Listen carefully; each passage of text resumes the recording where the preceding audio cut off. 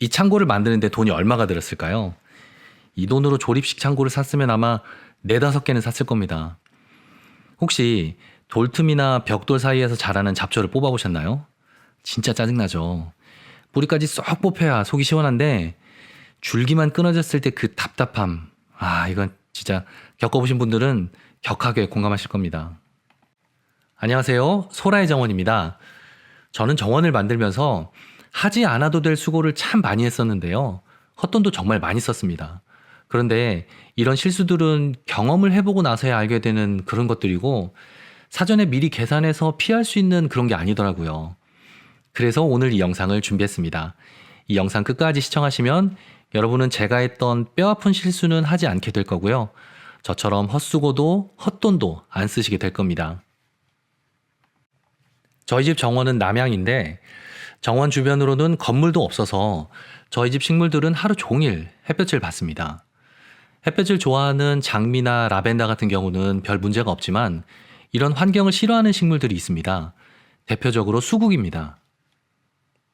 수국은 그늘이 없으면 많이 힘들어하고 하루 종일 햇볕을 쬐는 장소에 심겨져 있으면 싱싱한 꽃을 볼 생각은 접어야 합니다. 제가 왜 그렇게 잘할까요? 네, 제가 처음에 수국을 그런 장소에 심어 놨었기 때문입니다. 그래서 나중에 이렇게 모두 뽑아서 화분에 심어 놨습니다. 그리고 날씨가 따뜻해지기 시작하면 여기 그늘이 생기는 곳에 놓아둡니다.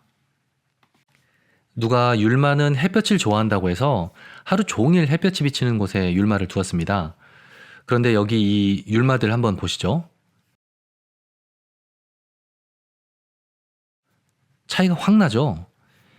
이건 하루 종일 햇볕이 쬐는 곳에 있던 율마이고요. 이 율마는 오전에만 햇볕을 보고 점심부터는 그늘이 지는 곳에 있던 율마입니다. 하루 종일 햇볕이 비치는 곳에 둔 율마는 대부분 상태가 이렇습니다. 율마도 사실 하루에 얼마 동안은 그늘이 필요했던 거죠. 정원에 그늘이 지지 않으면 여러분이 좋아해서 심어놓은 식물 중에 잘 자라지 않는 식물들이 생길 겁니다. 그러니까 정원에 그늘을 만들어주는 것이 좋습니다. 어떻게 만들어주면 좋을까요? 정원을 처음 만들 때부터 제법 자란 나무를 정원 곳곳에 심어주면 됩니다.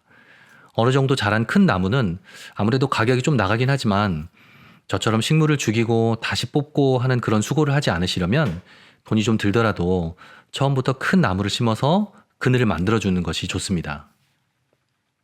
그늘은 식물에게만 필요할까요? 사람에게는 훨씬 더 필요하죠. 저희 집을 보시면 이렇게 처마가 없습니다.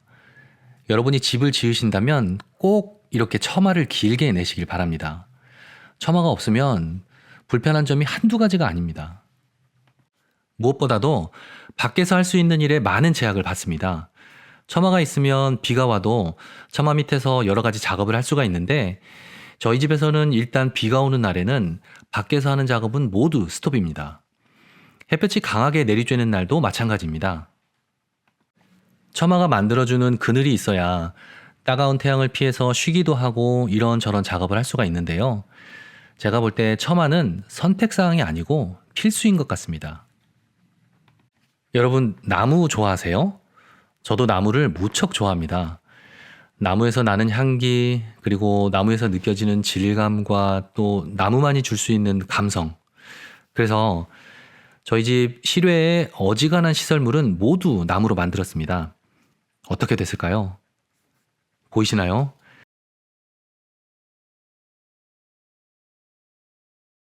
시간이 갈수록 나무는 이렇게 됩니다. 인터넷에서 본 유리온실이 너무 예뻐서 저희 집에도 이렇게 유리온실을 비슷하게 지었습니다. 처음엔 너무 만족했고 보기도 좋았습니다. 그러나 시간이 지나면서 지붕에서 물이 샜습니다. 실리콘과 나무 사이에서 물이 새서 실리콘을 다시 발랐는데 그래도 물이 샜습니다. 보시는 것처럼 이런 부분은 썩기 시작했습니다. 결국 보기에 좋지는 않지만 어쩔 수 없이 지붕 위에 폴리그라스를 덮었습니다. 그랬더니 처음에 비해 지금은 모습이 영 아닙니다. 그런데 저처럼 너무 나무만 고집하지 마시라는 이야기지 그렇다고 나무로는 절대 아무것도 만들지 말라는 이야기가 아닙니다. 관리를 잘 하실 수 있는 분이라면 나무만 고집하셔도 상관이 없습니다. 그리고 관리라는 게 뭐 특별한 게 아니고요. 페인트나 오일 스테인을 1년에 한 번씩만 잘 칠해주면 됩니다. 어떤 분은 손이 많이 가는 나무 대신 합성목으로 하면 괜찮다고 하는데 보이시나요? 합성목도 관리를 안 해주면 이렇게 됩니다. 반면 합성 목재가 아닌 일반 목재로 데크를 만든 저희 옆집입니다. 벌써 10년 가까이 되어 가는데도 관리를 잘 하셔서 이렇게 멀쩡합니다.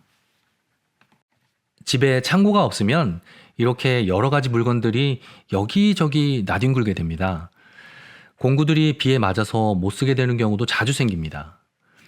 물건들을 그냥 비를 맞추거나 태양에 노출을 시키면 이렇게 색이 바래고 썩게 돼서 10년까지도 쓸 수 있는 물건들이 1년도 못 쓰게 되는 경우가 많습니다. 그래서 여러분 집 건물 내부에 창고가 없다면 외부 창고를 꼭 만드셔야 합니다. 제가 만든 창고입니다. 뼈대는 목수 사장님이 만들어 주셨고 지붕과 벽면만 제가 붙인 건데요. 그런데 보시다시피 너무 작게 만들어서 안에 넣을 수 있는 게 얼마 없습니다. 그래서 옆에 하나 더 만들었습니다. 그러나 이건 역시도 작기는 마찬가지여서 별로 들어가는 게 없습니다. 그런데 이 창고를 만드는데 얼마 들었을까요? 200만 원 정도 들었습니다. 놀랍죠? 재구실도 못하는 창고인데 어쩌다 보니 이렇게 돈이 많이 들어갔습니다. 그 정도 돈이면 인터넷에서 더 좋고 더 넓은 조립식 창고를 4-5개는 살 수 있는데 내 돈.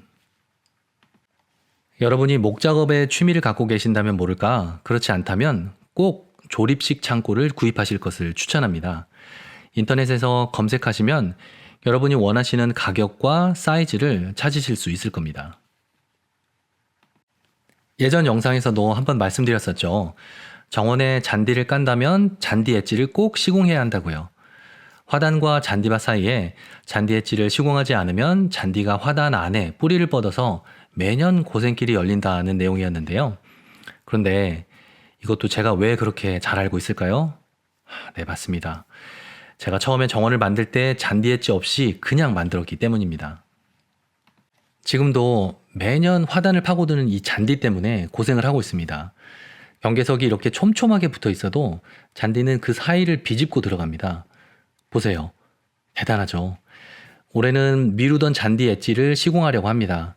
너무 늦었지만 지금이라도 하지 않으면 매년 같은 고생을 해야 합니다. 잡초 중에서 가장 짜증나게 하는 잡초는 단연 돌틈이나 벽돌 틈에서 자라는 잡초입니다. 얘네들은 뽑으려고 하면 다 뽑히지도 않고 줄기만 그냥 뚝 끊어져서 며칠 후에 다시 또 올라옵니다. 그래서 칼이나 포크 같은 걸로 뽑아내는데 그래도 민들레 같은 풀은 뿌리가 잘 안 뽑힙니다. 예전에 돌계단 정원 만드는 과정을 영상으로 올린 적이 있었잖아요. 아시죠? 아직 안 보신 분들은 오른쪽 상단을 클릭하시면 보실 수 있습니다. 여기 이 계단 부분을 만들 때 돌을 그냥 발로 밟아서 땅에 심었는데요. 그랬더니 돌 사이사이에서 풀이 엄청나게, 그 중에서도 쇠뜨기가 어마어마하게 올라왔습니다. 결국 감당이 안 돼서 계단 부분 돌을 모두 걷어내서 시멘트를 바르고 그 위에 돌을 다시 놓았습니다.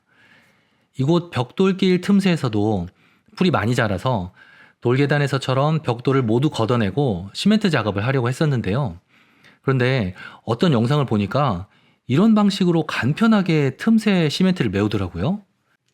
그래서 저도 그대로 따라했습니다. 근데 저는 왜 잘 안 되죠? 또 망했다.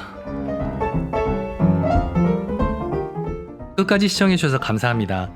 제 실패담이 여러분들에게는 많은 도움이 되었으면 좋겠습니다.